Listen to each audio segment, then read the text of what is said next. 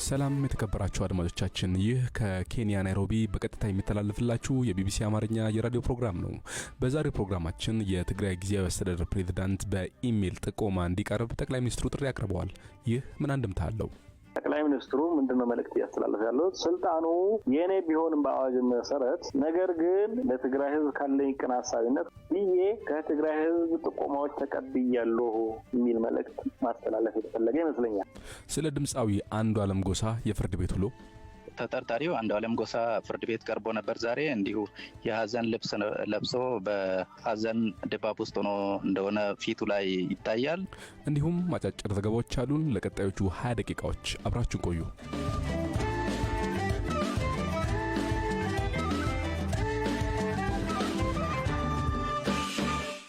ጠቅላይ ሚኒስትር አብይ አህመድ እርሳቸው ለሚሾሙት ጊዜያዊ የትግራይ ክልል ፕሬዝዳንት የክልሉ ህዝብ እጩዎችን እንዲጠቁማቸው ጥሪ ያቀረቡ። ለመሆኑ የጥቆማ አካሄድ ምን ፖለቲካዊ ትርጉም አለው ስትል ባልደረባችን ላይን ጽጋብ የሳልሳዊ ወያነ ትግራይ የውጭ ጉዳይ ክፍል ኃላፊ አቶ ኃይሉ ከበደን አነጋግራለች። ችግሩ የሚጀምረው ከፕሪቶሪያው ስምምነት ነው። የጊዜያዊ አስተዳደሩ በአጠቃላይ ሲቋቋም በተደራዳሪዎቹ አቃፊ በሆነ መንገድ መመስረት አለበት ነው የሚለው። አሁን የሚመሰረተው ጊዜያዊ አስተዳደር የድርድር ውጤት ነው ማለት ነው። የድርድር ውጤት ከሆነ ደግሞ አዋጅ ቁጥር 359/95 የሚባለው አዋጅ መነሻ ተደርጎ አልነበረም መቋቋም የነበረበት። ምክንያቱም ይሄ አዋጅ በአንድ ክልል ከክልሉ አቅም በላይ የሆነ ችግር ሲፈጠር ህግና ስርዓት ለማስከበር በሚል ፌደራል መንግስት ጣልቃ የሚገባበት አዋጅ ነው። ትግራይ ውስጥ የሆነው ከህግ በላይ የሆነ ነገር ተፈጥሮ እና ህግና ስርዓት ለማስከበር ፌደራል መንግስቱ ጣልቃ ገብቶ ሳይሆን በፕሪቶሪያ ድርድር መሰረት ነው። በድርድር የሚቋቋም ጊዜያዊ አስተዳደር ነው መሆን የነበረበት። ነገር ግን የህወሓት ሰዎች ፌደራል መንግስቱ ስልጣን እንዳይጋራቸው፣ ሌሎች ኃይሎች የትግራይ ኃይሎችም ስልጣን እንዳይጋሯቸው በችኮላ በዚህ አዋጅ ስር ለመተዳደር ፈቃደኛ ሆነው ነው የመጀመሪያ ጊዜያዊ አስተዳደሩ የተቋቋመው ማለት ነው። ስለዚህ መሰረታዊ ስህተት የተሰራው እዚህ ላይ ነው። ከዚህ በኋላ በዚህ አዋጅ መሰረት ጊዜያዊ አስተዳደሩ የመሾም ስልጣንም ለጠቅላይ ሚኒስትሩ ነው የሚሰጠው። ይሄ ያልኩሽ አዋጅ መሰረታዊ ችግር የሚመነጨው እዚህ ጋር ነው። አሁን ህወሓቶች ነገሩ ካለፈ በኋላ በድርድር ነው ጊዜያዊ አስተዳደር የሚሾመው ይላል። የለም እንደዛ አይልም አዋጁ፣ እንደዛ አይልም። ፕሪቶሪያ ስምምነት ባለው መሰረት ሌላ አዋጅ መውጣት ሲገባ አሁን ግን ባለው አዋጅ ላይ መመራት ነው ያለብሽ። ባለው አዋጅ ላይ ደግሞ ለጠቅላይ ሚኒስትሩ ነው የሚሰጠው ይሄን ስልጣን። በዛ ምክንያት ነው ባለፈው ሹመት ለጠቅላይ ሚኒስትሩ የተሰጠው። ስለዚህ መሰረታዊ ስህተት ያለው እዚህ ላይ ነው። በመቀጠል እንግዲህ በአዋጅ መሰረት ጠቅላይ ሚኒስትሩ የመሾም ስልጣን አላቸው እንዳልኩሽ። ጠቅላይ ሚኒስትሩ አሁን በኢሜይል ጥቆማ አድርሱን ብለዋል። እንግዲህ ይሄ በሶስት መሰረታዊ ምክንያቶች እና አራተኛ ደግሞ የበነፍት ኦፍ ዳውት ወይም የዋህ ትንበያ የሚባለው የዋህ ሰው በቅንነት እንዳይላቸው ፈቅጅልኛለሽ። አንደኛው ጠቅላይ ሚኒስትሩ ምንድነው መልእክት ያስተላለፈ ያለው? ስልጣኑ የኔ ቢሆንም በአዋጅ መሰረት ነገር ግን ለትግራይ ህዝብ ካለኝ ቅን ሐሳቢነት ወይም ደግሞ ለትግራይ ህዝብ አሁን ላለው ችግር ወይ ክራይሲስ መፍትሄ እንዲሆን ብዬ ከትግራይ ህዝብ ጥቆማዎች ተቀብያለሁ የሚል መልእክት ማስተላለፍ የተፈለገ ይመስለኛል። ሁለተኛ ይሄ አሁን የምሾመው ሰው ይኸው እንዳያችሁት በትግራይ ህዝብ ጥቆማ የተሾመ ወይም ደግሞ በሱ ጥቆማ መሰረት አሰባስበን ከሾምናቸው ሰዎች መካከል ነው ተብሎ ለዓለም አቀፍ ማህበረሰቡ የዲሞክራታይዜሽን ልምምድ እንደሆነ ተደርጎ መልእክት ለማስተላለፍ የተፈለገ ይመስለኛል። ሶስተኛውና ኢትዮጵያን ፖለቲካ መጻኢ ሊያሳይ የሚችለው ግን ጠቅላይ ሚኒስትሩ አስተዳደር ወደ ፕሬዝዳንታዊ ስርዓት እየሄደ እንደሆነ ይሄ ከብሔራዊ ምክክር ከሚባለው ከናሽናል ዳያሎግ ከሚባለው ጋር ተደማምሮ የክልል ፕሬዝዳንቶችንም የከተማ ስራ መሪዎችንም በአገሪቱ መሪ ነው የሚሾሙት የሚል መልእክት ወይም ፖለቲካል ልምምድ እንዲኖር የተፈለገ ይመስለኛል።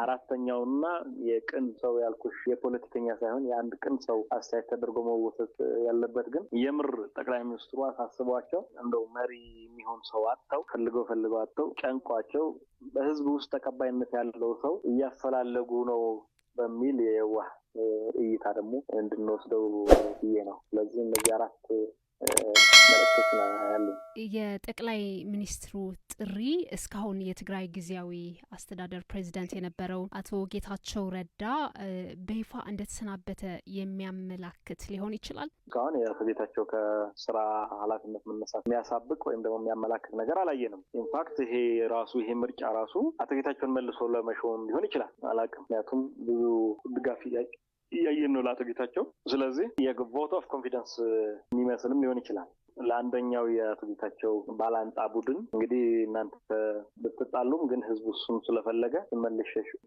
ግድ ሆኖብኛል ለማለትም እንደ አንድ ምክንያት ሊሆን ይችላል። ግን ከግምትን ወይ ከመላምት ውጭ የሆነው ሊባል የሚችል ነገር የለውም። ሌላኛው ይህ በኢሜይል የሚደረገው የጥቆማ ሂደት በትግራይ ካለው ነባራዊ ሁኔታ ጋር ምን ያክል የተሳካ ሊሆን ይችላል? አንድ ግለሰብ የፈለገው አይደለም ካቢኔው ራሱ የመላእክት ስብስብ ራሱ ቢላክ ወደ ትግራይ ወይም ትግራይ ውስጥ ቢሰበሰብ ችግሩን አይፈታውም።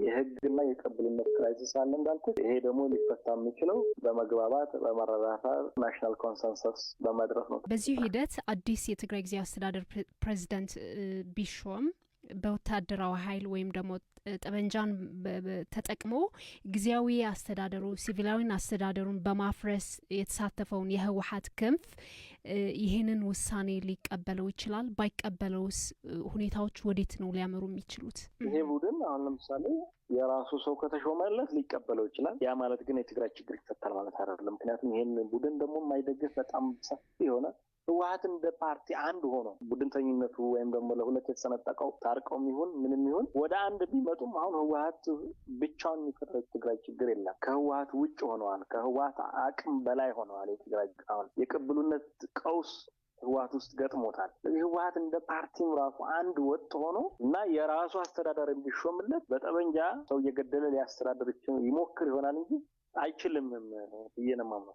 የራሱን ስራ አስፈጻሚ የነበረ ሰው የፓርቲው ገጽታ የነበረን ሰው በዛ መልኩ ያንሳፈፈ ኃይል አሁን ሌላ ሰው ቢመጣ ደግሞ አሁንም ከታች ያሉ መዋቅሮች አሁንም ተጠሪነታቸው ለምሳሌ ለጊዜያዊ አስተዳደሩ ለሚሾሙ አካል ካልሆኑ አሁንም የሚመጣ ማንኛውም አስተዳደር ቢመጣ ይንሳፈፋል። ወይም ደግሞ ይሄን ለመስበር ቢሞከር ደግሞ እንደገና ይሄ መዋቅሮችን የተቆጣጠረው አካል ወይ ያምጻል ወይ ወደ ግጭት ሊያመራ ይችላል።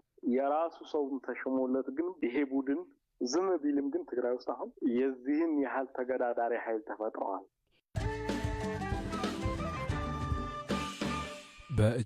በእጮኛው ቀነኒ ሞት የተጠረጠረው ድምፃዊ አንዱዓለም ጎሳ ዛሬ ፍርድ ቤት ቀረበ። ችሎቱን የተከታተለው ባልደረባችን ማቲ ኦላና ተጨማሪ መረጃ አድርሶናል። ወጣት ቀነኒ አዱኛ በመጋቢት 1 2017 ከ5ኛ ፎቅ ላይ ወድቃ ህይወቷ ማለፉ ይታወሳል። ከወጣቷ ሞት ጋር በተያያዘ እንግዲህ እጮኛዋ ድምፃዊ አንዱዓለም ጎሳ ተጠርጥሮ በፖሊስ ቁጥጥር ስር መዋሉ ይታወሳል። መጋቢት 3 ቀን 2017 የፌዴራል የመጀመሪያ ደረጃ ፍርድ ቤት አራዳ ምድብ ችሎት ቀርቦ ነበር። በዛም እንግዲህ ፖሊስ ተጨማሪ የምርመራ ጊዜ 13 ቀን ጠይቆ ነበር።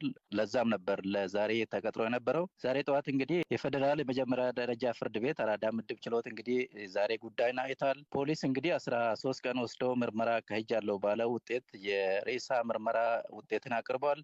በዚህም እንግዲህ ውጤቱ እንደሚያሳየው ወጣት ቀነኒ አዱኛ ከከፍታ ላይ ወድቃ ህይወቷ ማለፉን ነው የአስክሬን ምርመራ የሚያሳየው ብሎ ነው እንግዲህ ፖሊስ ያቀረበው። ከዚህ በተጨማሪ የቦታው ላይ ከተወሰደ ናሙና ማለት ነው የፎሬንሲክ ምርመራ እንዲደረግ ለፌዴራል ፖሊስ ፎሬንሲክ ቡድን መረጃውን መላኩን እንዲሁም ደግሞ ውጤቱ እንዳልተመለሰለትም ነው የገለጸው። ከዚህ በተጨማሪ የተጠርጣሪውን የእጅ ስልክ ለምርመራ ለሚመለከተው አካል ልኮ ውጤቱ ለዛሬ እንዳልደረሰለትም ነው የዘገበው። ለዚህም እንግዲህ ፖሊስ ተጨማሪ የምርመራ ጊዜ እንዲሰጠኝ ብሎ ፍርድ ቤትን ጠይቆ ነበር በችሎቱ ላይ። በሌላ በኩል የአንዱዓለም ጎሳ ጠበቃ ደግሞ የሬሳ ምርመራ የሚያሳየው ሟቿ ከከፍታ ላይ ወድቃ ህይወቷ ማለፉን እንጂ ተጠርጣሪ ወይም ደግሞ ደንበኛቸው በዚህ ግድያ ላይ በቀጥታ መሳተፋቸውን የሚያሳይ ጉዳይ የለም በሚል ተከራክሯል። ከዚህ በተጨማሪም ተጠርጣሪው ከወጣ የሚያጠፋ መረጃ አይኖርም፣ ስለዚህ የዋስ መብታቸው ይጠበቅ በሚልም ፍርድ ቤትን ጠይቆ ነበር። ግራቀኛውን ክርክር የተከታተለው ፍርድ ቤትም ፖሊስ የጠየቀውን ተጨማሪ የ12 ቀን የምርመራ ጊዜ ፈቅዶ እንዲሁም ደግሞ የዋስ መብትን በተመለከተ ደግሞ ውድቅ አድርገዋል ጥያቄውን ማለት ነው። በችሎቱ ላይ የተገኘው ድምፃዊ አንዱዓለም ተናገረው ነገር ነበረ ወይ? አለባበሱ፣ ገጽታው ምን ይመስል ነበር? ተጠርጣሪው አንዱዓለም ጎሳ ፍርድ ቤት ቀርቦ ነበር ዛሬ። እንዲሁ የሀዘን ልብስ ለብሶ በሀዘን ድባብ ውስጥ ሆኖ እንደሆነ ፊቱ ላይ ይታያል። የተናገረው ነገር የለም። በሱ በኩል የተናገረው ጠበቃው ነው። እንግዲህ ፖሊስ የጠየቀውን የምርመራ ጊዜ 12 ቀን ከፈቀደ በኋላ ጉዳዩን ለመጋቢት 29 2017 ለማየት ቀጠሮ ተይዟል። ችሎቱ ላይ የቀነኒ ቤተሰቦች እንደዚሁም የድምጻዊው ቤተሰቦች ተገኝተው ነበረ። ምን አይነት ስሜት ይታይባቸው ነበር እነሱስ? ችሎቱ ላይ በጣም ከወትሮ የተለየ ነበር። ምናልባትም የችሎት አዳራሹ በጣም ሙሉ ነበር። ብዙ ሰዎች ተገኝተዋል። ጥቁር ልብስ የለበሱ የሟቿ ቤተሰቦች እናት አባቷ ተገኝተው ነበር። እንዲሁም የድምጻዊ ጓደኞችም ነበሩ። ብዙ ሰው ነበር ችሎቱን የተከታተለው ዛሬ። መልካም። ባልደረባችን ማቴ ወላና ከአዲስ አበባ ላደረስከን መረጃ ከልብ እናመሰግናለን። እኔም አመሰግናለሁ።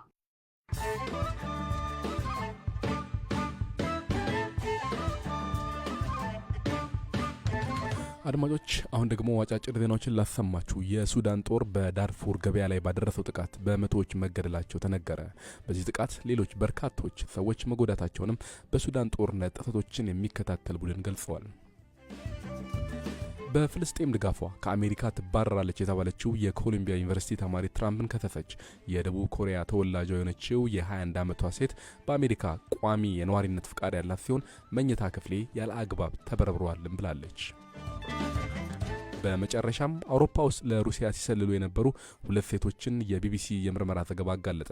ሰላዮቹ በዜግነት ቡልጋሪያዊ ሲሆኑ በዩኬ ስራ የነበራቸው ሲሆን ለሩሲያም ሲሰልሉ ነበር። ዜናዎቹ እነዚህ ነበሩ።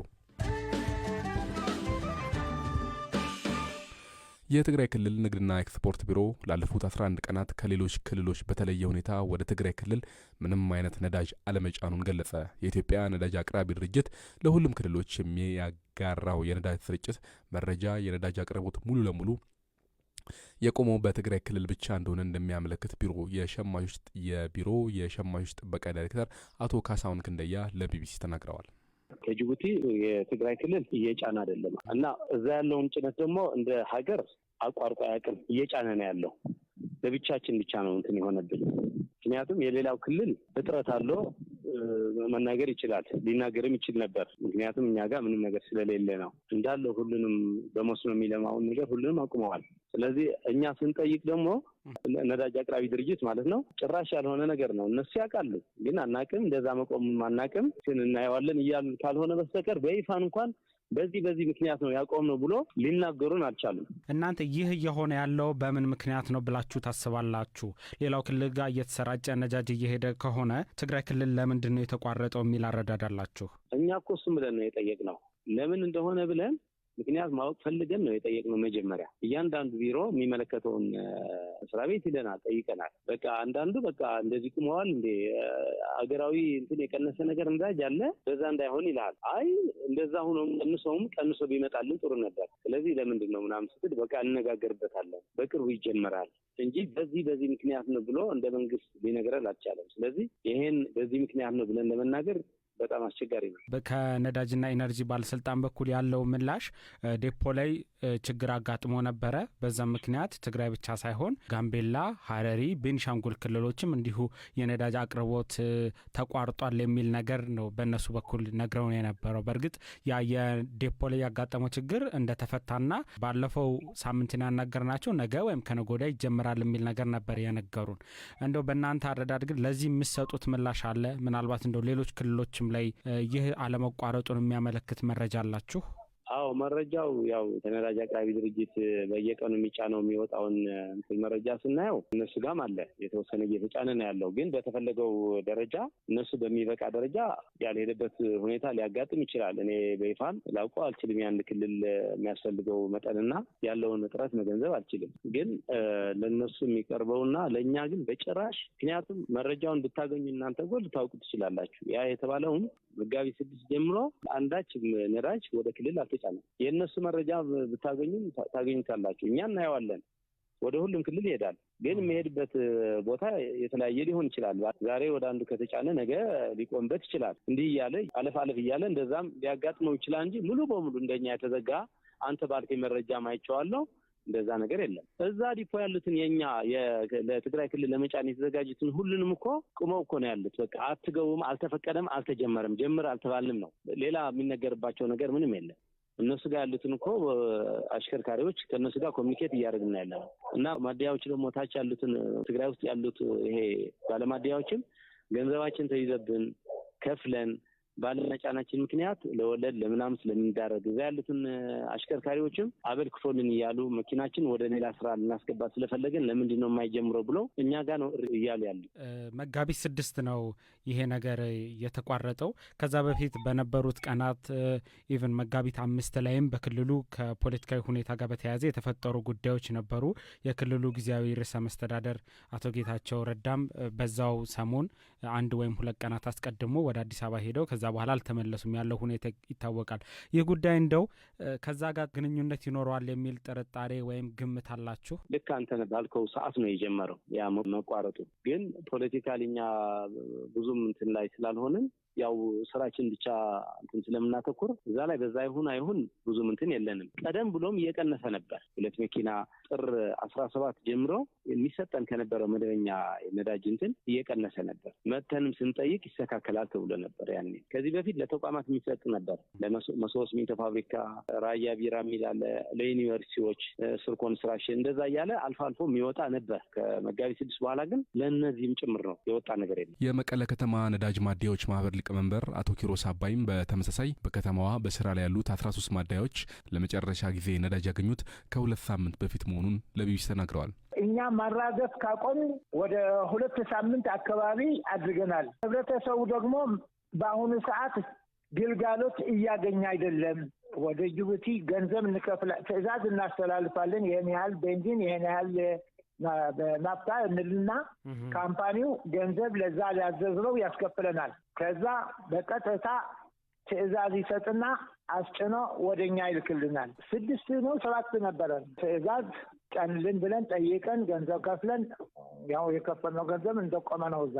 የነዳጅና ኢነርጂ ባለስልጣን ዋና ዳይሬክተር ሳረላ አብደላሂ ባለፈው ሳምንት ረቡዕ ለቢቢሲ በሰጡት ምላሽ ወደ ትግራይ ክልል ነዳጅ አለመግባቱን አረጋግጠው ነገር ግን ትግራይ ላይ ብቻ በልዩ ሁኔታ ነዳጅ እንዳይገባ የተደረገ ነገር የለም ብለው ነበር። ዋና ዳይሬክተሯ በጅቡቲ በሚገኘው የነዳጅ ዴፖ ላይ ባጋጠመ ብልሽት ምክንያት በአገሪቱ የነዳጅ እጥረት ማጋጠሙን ተናግረዋል። ትግራይ ክልል ብቻ ሳይሆን ምንም ነዳጅ ያልገባባቸው ሌሎች ክልሎችም መኖራቸውን ሳረላ ተናግረዋል። የአሜሪካው ፕሬዝዳንት ዶናልድ ትራምፕና የደህንነት ተቋም ኃላፊያቸው ሲግናል በተባለው መልእክት መላኪያ አማካኝነት ሚስጥራዊ መረጃ ተልኳል መባሉን አጣጥለዋል። አንድ ጋዜጠኛ የደህንነት ኃላፊዎች የሚነጋገሩበት ቡድን ውስጥ መግባቱን የደህንነት ስጋት እንዳልሆነ ባለስልጣናቱ ተናግረዋል። ዘ አትላንቲክ የተባለ መጽሔት ዋና አርታኢ የአሜሪካ ከፍተኛ የደህንነት ባለስልጣናት የሚነጋገሩበት የሲግናል ግሩፕ ውስጥ ገብቶ መረጃን መስማቱን ተከትሎ የትራምፕ አስተዳደር ትችት እየቀረበበት ይገኛል። የደህንነት መስሪያ ቤት ኃላፊዎቹ በዚህ የሲግናል ግሩፕ አማካኝነት የየመንን ሁኔታ አማጽያን ላይ ስለሚደረግ ጥቃት ሲነጋገሩ ጋዜጠኛው ተመልክቷል። ለመሆኑ ሲግናል ምንድን ነው? አጭር ዘገባ አለን። ሲግናል ምንድን ነው? ለምንስ ያገለግላል? የአሜሪካ ባለስልጣናት በየመን ጥቃት ለመፈጸም ከሚወያዩበት ቡድን ውስጥ በስህተት አንድ ጋዜጠኛ መካተቱን ተከትሎ ሲግናል የተባለው ነጻ የመልእክት መለዋወጫ መተግበሪያ መነጋገሪያ ሆኗል። መተግበሪያው ከዋትስአፕና ሜሴንጀር ጋር የሚወዳደር አይደለም። በወር ከ40 እስከ 70 ሚሊዮን ተጠቃሚዎች ብቻ ናቸው ያሉት።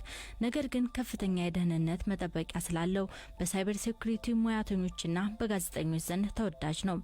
ሲግናል መልእክቶችን፣ ድምጾችን፣ ፎቶዎችና ቪዲዮዎችን በኮድ ቀይሮ ስለሚይዝ ከላኪና ተቀባይ ውጪ መተግበሪያውን ጨምሮ ማንም ሊመለከተው አይችልም።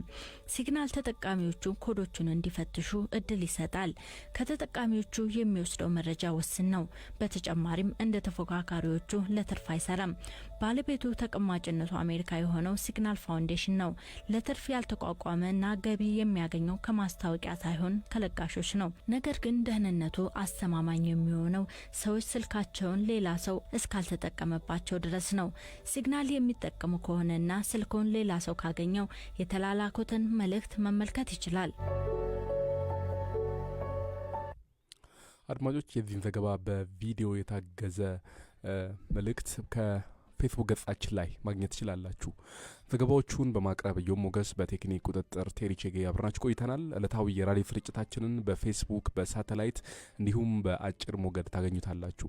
በተጨማሪም ከድረገጻችን www.bbc.com/amharic እንዲሁም የፌስቡክ ገጻችን ቢቢሲ ኒውስ አማሪክ መጎብኘትም ትችላላችሁ። እንዲሁም አዲሱን የዋትስአፕ ቻናላችንን ብትጎበኙ ፈጣንና ወቅታዊ መረጃዎችን ታገኛላችሁ። ስለተከታተላችሁን እናመሰግናለን። መልካም ምሽት።